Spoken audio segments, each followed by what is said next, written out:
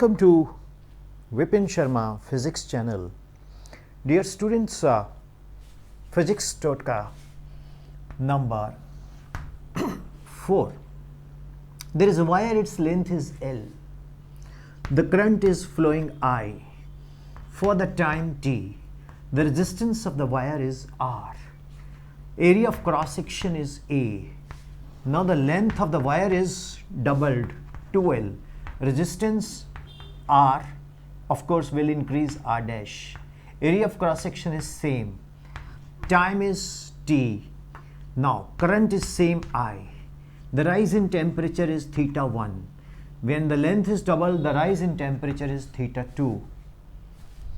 Do you know, students, theta 1 is to theta 2 is 1. Means rise in temperature is independent of length of the wire. Its proof is there in the playlist.